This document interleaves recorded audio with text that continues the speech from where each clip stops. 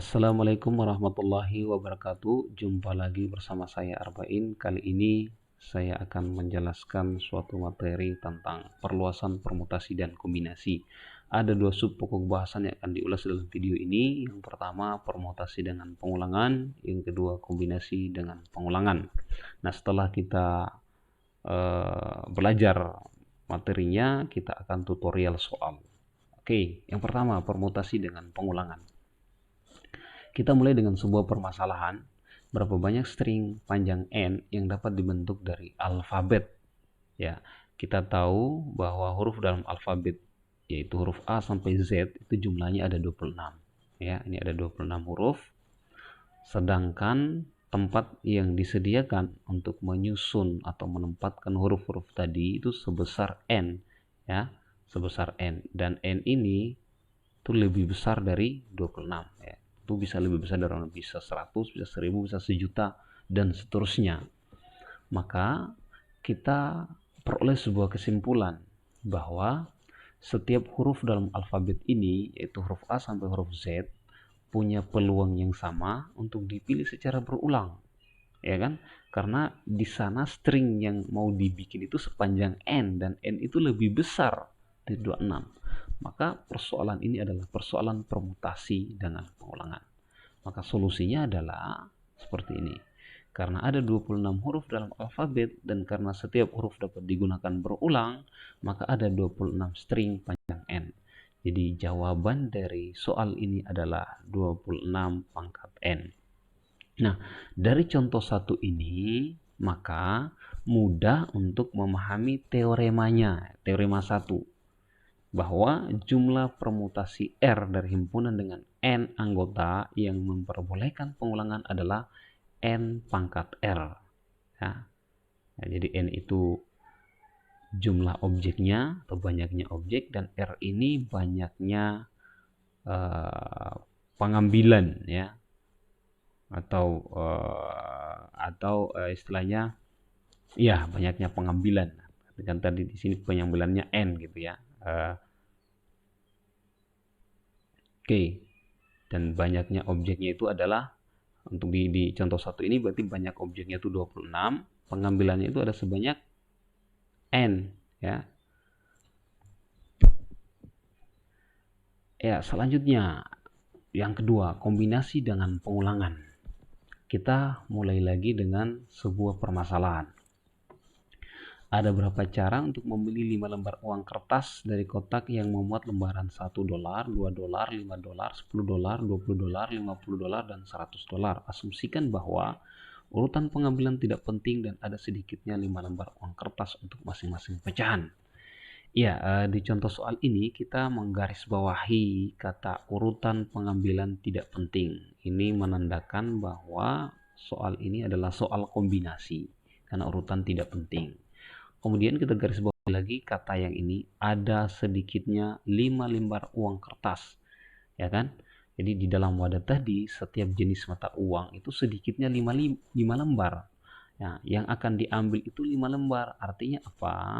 Setiap jenis atau setiap macam nilai mata uang itu punya peluang yang sama untuk dipilih secara berulang. Ya, artinya bisa saja kelima-limanya itu nilainya sama, ya. Kelima lembar uang kertas yang dipilih itu nilainya sama. Oke, maka ini adalah persoalan kombinasi dengan pengulangan. Maka solusinya, ya, kita lihat seperti ini.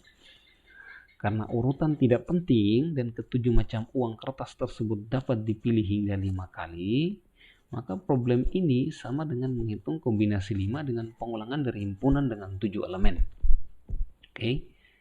Jadi ini adalah kombinasi 5 dengan pengulangan dari himpunan dengan 7 elemen, atau kombinasi yang memperbolehkan pengulangan.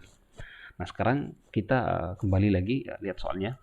Di dalam kotak ada 7 macam, ya, ada 7 macam uang kertas. Nah, kita asumsikan, ya, atau kita ilustrasikan kotaknya seperti ini, ya. Untuk memudahkan, di dalam kotak itu kita partisi menjadi 7 bagian. Jadi kita misalkan kotaknya mempunyai 7 bagian dan setiap bagian menyimpan satu macam uang, maka bagian-bagian tersebut dipisahkan oleh 6 pemisah. Nah, jadi pemisahnya ada 6, itu 1, 2, 3, 4, 5, 6 gitu. Ya, kita ilustrasikan aja seperti ini ya. Ini $1, $2, $5, $10 dan seterusnya seperti ini. Oke. Maka problemnya adalah ya untuk memudahkan penulisan kita misalkan saja uang kertas itu dengan bintang, kita menamakannya bintang, dan pemisah itu seperti ini ya, garis tegak.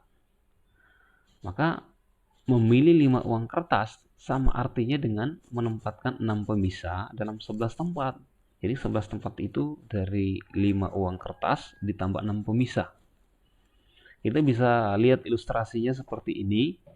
Coba yang pertama ya, yang ini bisa kita lihat. Ini yang pertama muncul itu 3 bintang. Ini artinya adalah uang kertas. Ya, maka ini uang kertas yang pertama ya, yang bagian pertama itu bernilai berapa? Bernilai $1. Makanya di sini tuh ada 3 lembaran uang bernilai $1. Ya. Oke. Setelah bintang ada muncul di sana 3 pemisah. Pemisah yang mana? Pemisah yang ini. Ya, ini ada 1, ada 2, ada 3. Setelah pemisah, 3 pemisah muncul lagi bintang 2. Berarti ini uang kertas. Nilainya berapa? Berarti nilainya setelah pemisah yang ini itu adalah $10. Maka di sini 2 lembar uang bernilai $10. Setelah itu muncul pemisah, tidak ada lagi mata uang. Jadi pemisah ini, yang ini ada 3 kan? Oke, maka yang terpilih itu adalah 3 uang bernilai $1 dan 2 uang bernilai $10. Nah, sama halnya dengan ilustrasi yang kedua, yang ini. Perhatikan, yang muncul pertama di sana ada 2 pemisah, belum ada nilai mata uang. Berarti pemisahnya itu yang ini, 1, 2. Kan? Setelah itu muncul uang di sana, 1 bintang. Berarti nilainya berapa? $5. 1 uang, 1 lembar uang bernilai $5 di sini ya, bintang. Kemudian muncul lagi pemisah yang ini, 2. Baru lagi bintang, berarti nilainya $20. Di sini tuh ada $20 ya, 2 lembar. Muncul lagi pemisah 1, kemudian uang bernilai $5, $50. Kemudian muncul lagi pemisah, kemudian uang bernilai $100. Ya, sehingga yang terpilih itu adalah uang bernilai $5 1 lembar, kemudian 2 lembar bernilai $20, 1 lembar bernilai $50, dan 1 lembar bernilai $100. Jumlahnya ada 5 lembar. Oke, jadi ini 5 lembar, jumlahnya di sini 5 lembar. Ya. Oke. Jadi bisa ya, ilustrasinya bisa diikuti. Nah, memilih 5 uang kertas ya, perhatikan yang ini, poin yang ketiga, memilih 5 uang kertas sama artinya dengan menempatkan 6 pemisah dalam 11 tempat. Maka banyaknya cara memilih 5 uang kertas itu sama dengan banyaknya cara menempatkan 6 pemisah dalam 11 tempat. Atau kombinasi 11-6 ya. Karena mengatur 6 dalam 11. Oke. Oke, kita lihat lagi contoh yang berikut. Contoh yang ketiga. Ada berapa cara untuk memilih 3 buah dari wadah yang berisi rambutan, duku, pisang, dan manggis jika urutan pengambilan tidak penting dan setidaknya ada 4 buah dalam setiap jenis buah.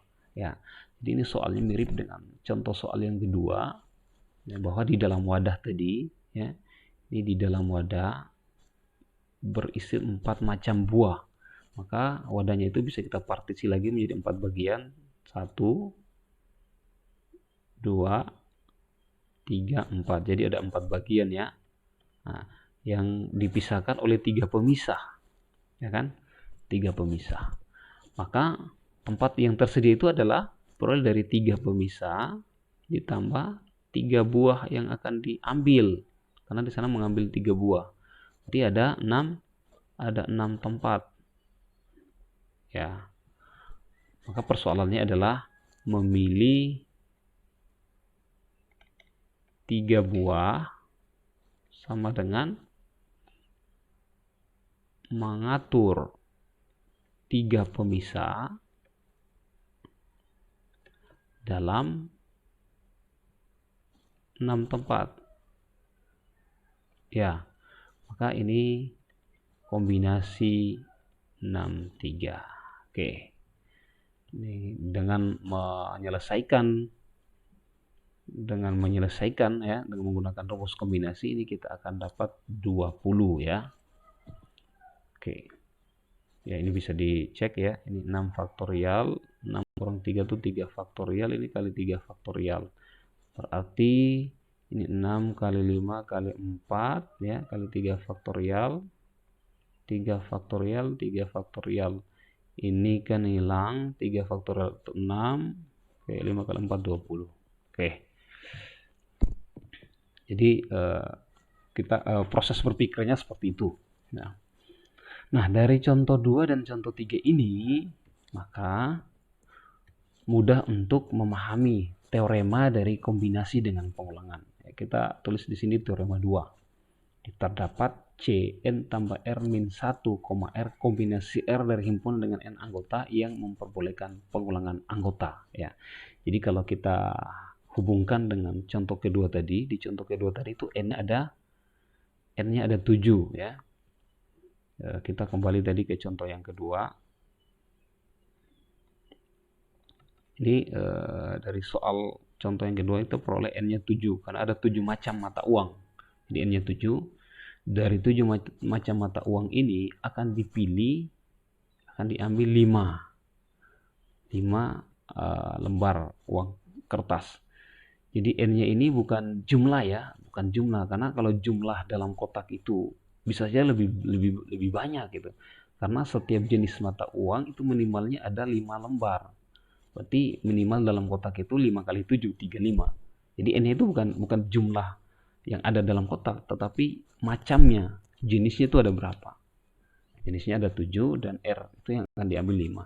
Maka berdasarkan teorema ini, jawaban dari contoh 2 itu bisa langsung menggunakan teorema, yaitu kombinasi N 7 tambah R 5 dikurang 1, R, 5.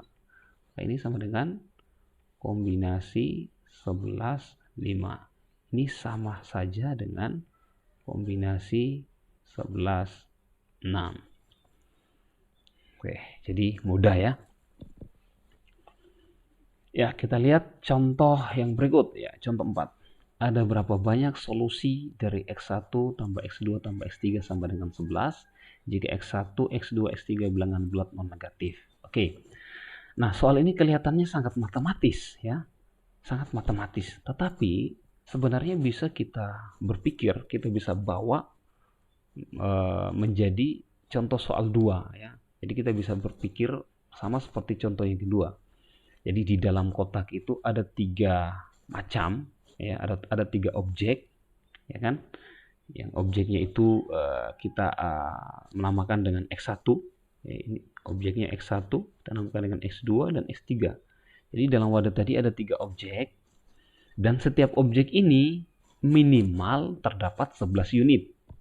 Ya kan? Karena di sini X1, X2, X3 bilangan bulat non negatif, itu 0, 1, 2, 3 dan seterusnya. Jadi minimal dalam kotak tadi itu ada 11 kali 3 objek berarti 33. Karena setiap objek itu minimal terdapat 11. Nah, dari kotak tadi akan dipilih 11. Akan diambil 11.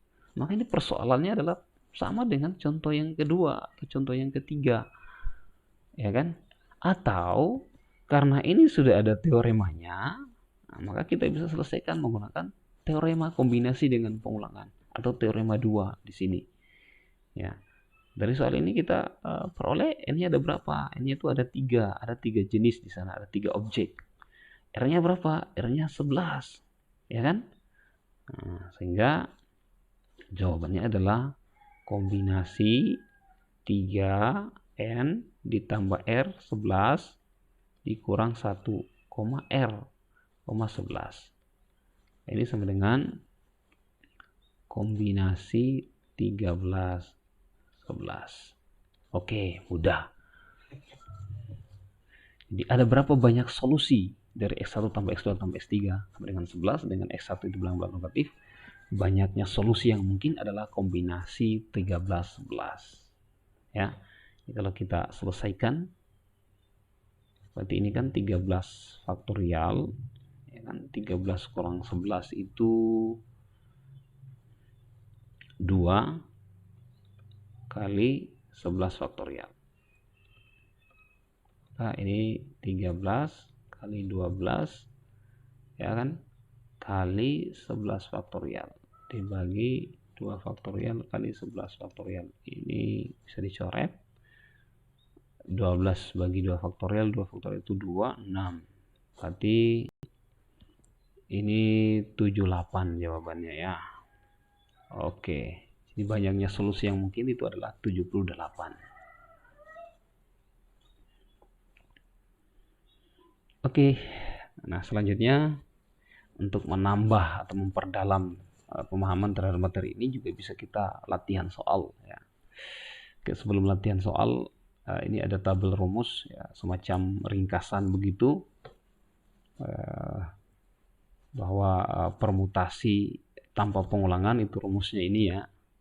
Rumusnya ini kalau kita tulis ini PNR, kemudian kombinasi tanpa pengulangan yang ini notasinya CNR, kemudian permutasi dengan pengulangan ini ya, permutasi dengan pengulangan, kombinasi dengan pengulangan ini notasinya adalah kombinasi N tambah R min 1, R. Oke. Ya, selanjutnya kita masuk latihan soal. Soal yang pertama, ada berapa banyak solusi dari X1 tambah X2 tambah X3 kurang dari atau sama dengan 11 bila X1, X2, X3 bilangan bulat non negatif. Ya. Soal yang pertama ini mirip ya dengan contoh yang terakhir, contoh yang keempat. Hanya saja perbedaannya adalah tanda ini ya, kurang dari sama dengan. Kan? Jadi objeknya ada 3. Ya, di dalam wadah, dalam sebuah wadah itu ada 3 buah objek, N-nya ada 3. Nah, yang akan diambil itu tidak tetap. Jadi di sana yang akan diambil itu pilihannya banyak. Bisa 0. Ya, kenapa bisa 0? Karena di sini bilangan bulat non negatif gitu. Bilangan bulat non negatif itu berarti dari 0, 1, 2 dan seterusnya. Jadi X1 itu mulai dari 0 atau 1, 2 dan seterusnya. Sama X2 juga begitu, X3 juga demikian. Oke, karena di sini kurang dari atau sama dengan, maka pilihannya ini bisa 0 ya. Kalau kita tulis ini begini ya, X1 tambah X2 tambah X3 ini sama dengan 0. Ini juga masuk pilihan. Atau X1 tambah X2 ditambah X3 sama dengan 1. Ini juga masuk pilihan.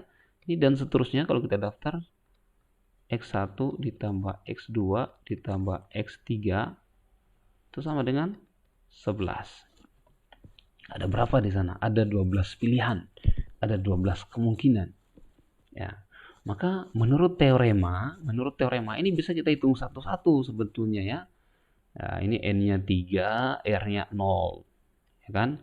Di sini N-nya 3, R-nya 1 dan seterusnya. Di sini N-nya 3, R-nya 11.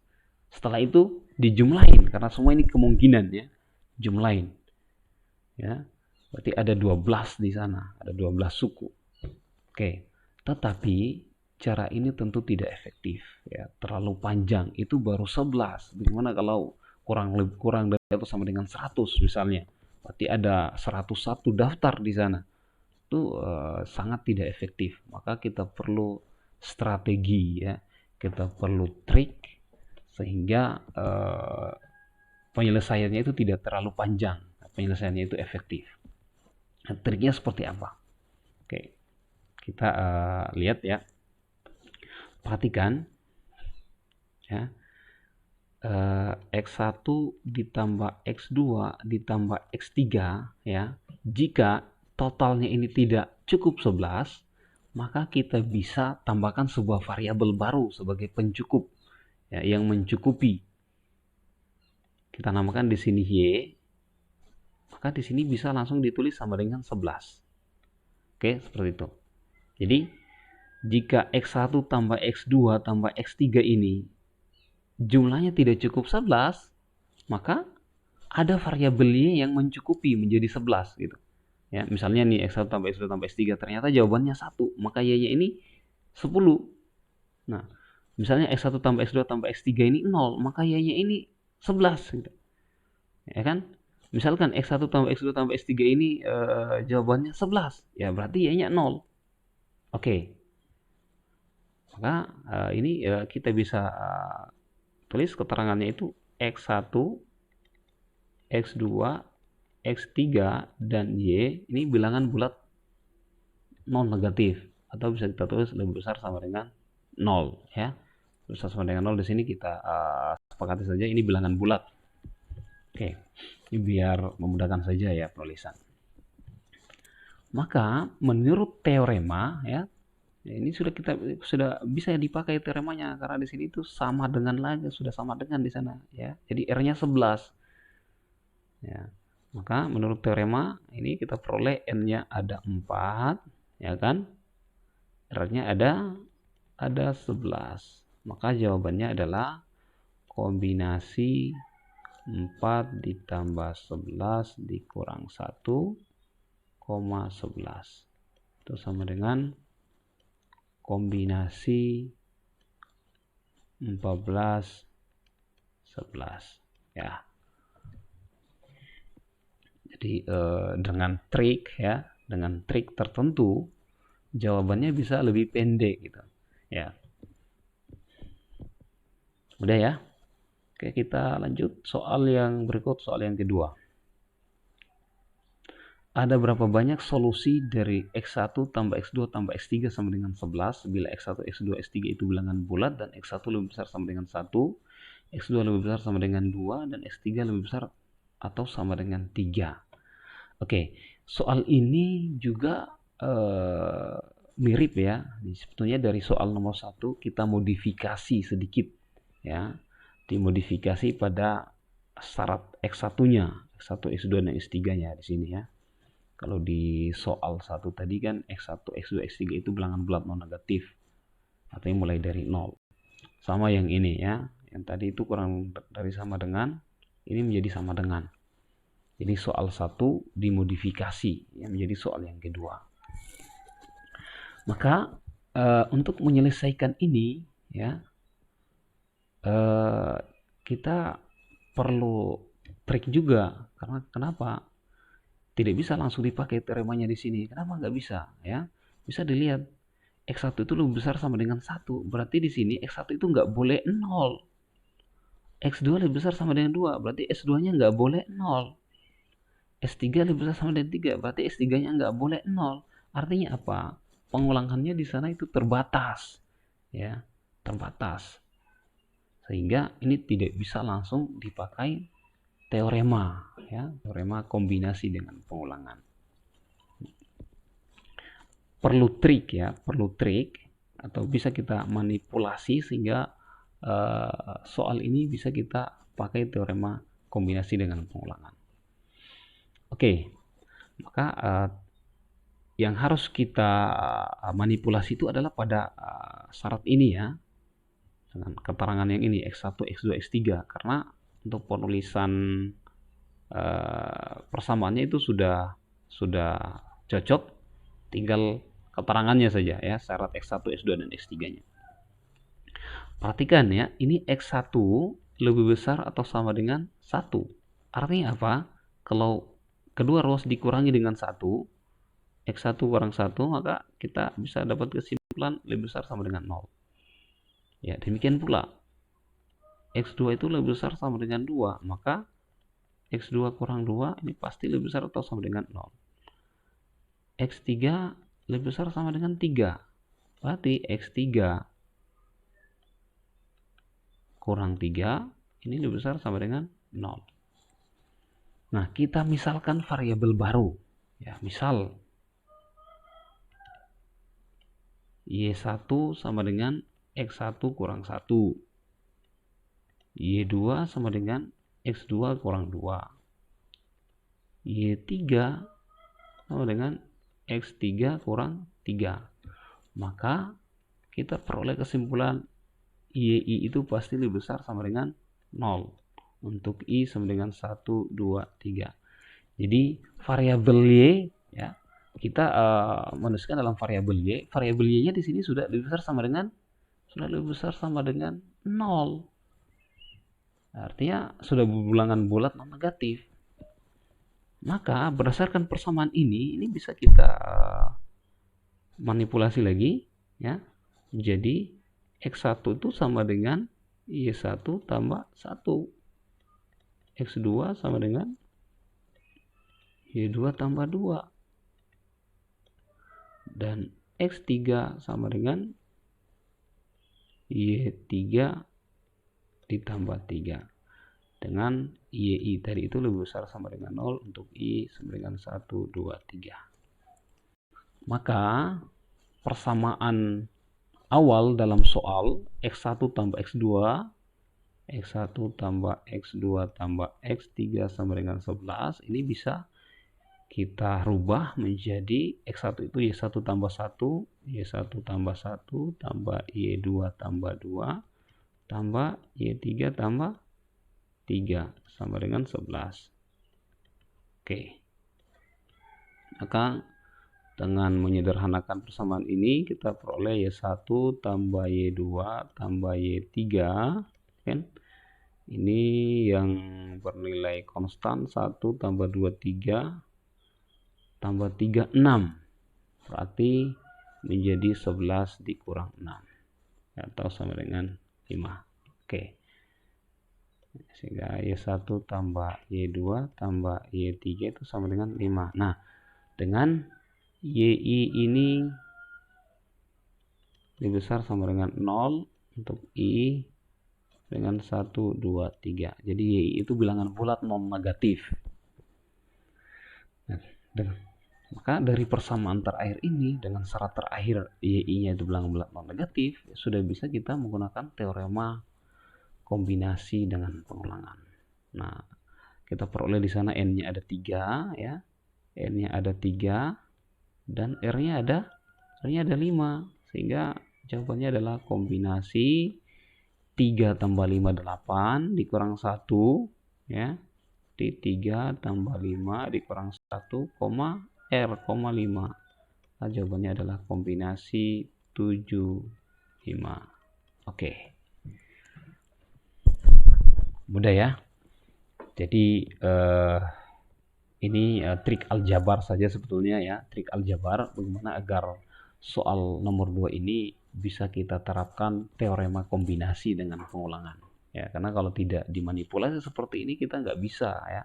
Karena ini persoalannya bukan kombinasi dengan pengulangan ya. Kalau tidak kita manipulasi. Karena di sana pengulangannya terbatas tadi ya. X1-nya tidak boleh 0, X2-nya nggak boleh 0, nggak bisa 1. X3-nya juga demikian. Jadi dibatasi di sana. Oke, kita lanjut soal yang ketiga. Ada 10 soal di dalam ujian akhir matematika diskrit. Berapa banyak cara pemberian nilai bilangan bulat pada setiap soal jika jumlah nilai keseluruhan soal adalah 100 dan setiap soal mempunyai nilai paling sedikit 5. Oke. Kita jawab ya. Cara yang pertama, kita bisa tuliskan soal ini ke dalam bentuk matematis. Di sana ada 10 soal dan 10 soal itu skor totalnya adalah 100. Ya, skor totalnya 100. Maka kita bisa tuliskan X1 ya sebagai soal 1. Kita misalkan soal 1 itu X1 tambah X2 tambah dan seterusnya sampai tambah X10, ada 10 soal sama dengan 100. Oke. Dengan syarat setiap soal mempunyai nilai paling sedikit 5. Paling sedikit 5. Berarti syaratnya di sini XI itu kurang dari atau sama dengan XI itu lebih besar atau sama dengan 5. Ya, ini syaratnya. Paling sedikit 5. Berarti setiap soal itu ya skor atau nilainya itu paling sedikit 5. Sehingga bisa kita tuliskan XI itu lebih besar sama dengan 5. Maka soal ini, soal ketiga ini sama dengan soal yang kedua. Ya, sama dengan soal yang kedua.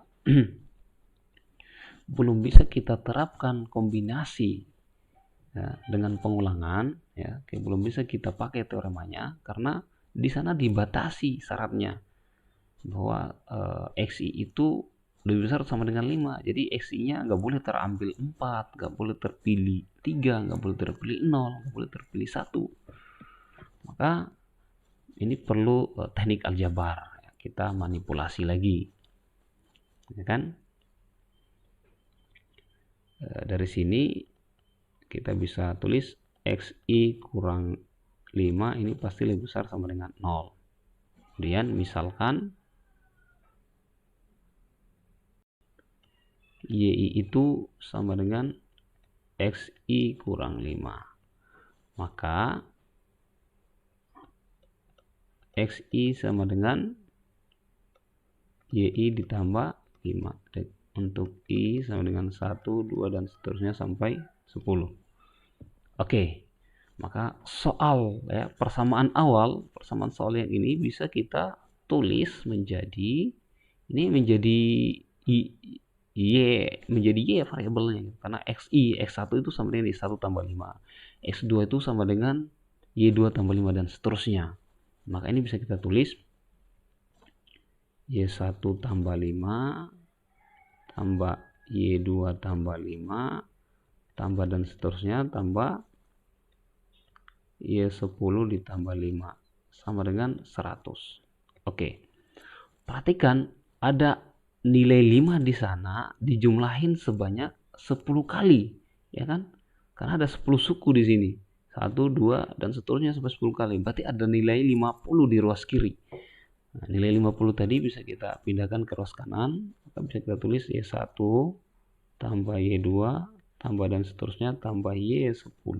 Ini sama dengan 100 dikurang 50. Maka ini Y1 tambah Y2 tambah dan seterusnya tambah Y10 dengan 50. Oke. Bentuk yang terakhir ini sudah bisa kita gunakan teorema 2. Teorema kombinasi dengan pengulangan. Karena ini sudah tidak dibatasi. Karena YI-nya di sini tuh sudah bilangan bulat non negatif. YI ini bilangan bulat non negatif.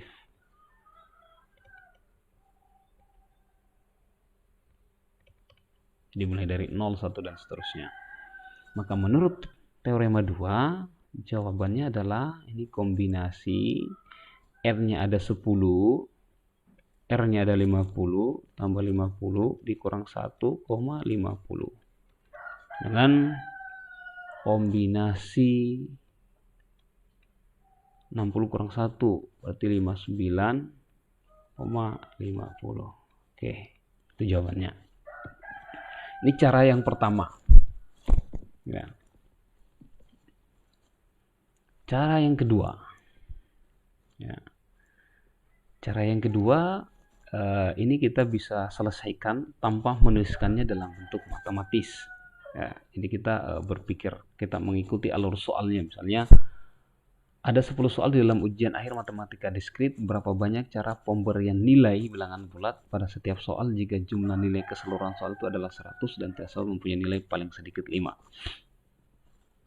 Oke, jadi kita misalkan 10 soal itu dengan 10 kotak.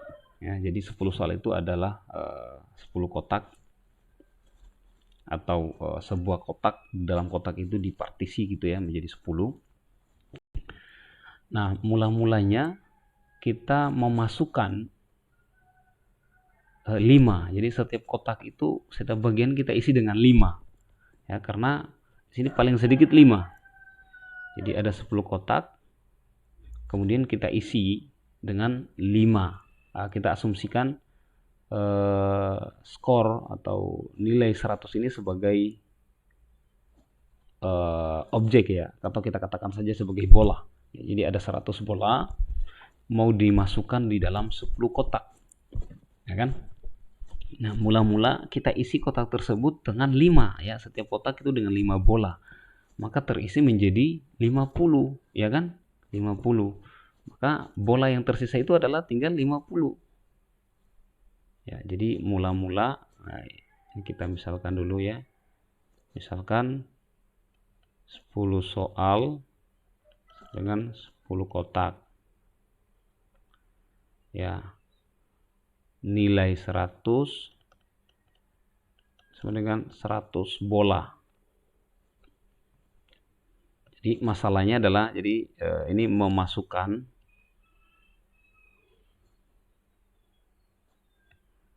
100 bola ke dalam 10 kotak. Ya. Karena setiap kotak itu paling sedikit 5, maka ini mula-mula isi kotak dengan 5. Ya, jadi mula-mula isi setiap kotak, ya. Di sini ada setiap kotak dengan 5 bola. Oke. Maka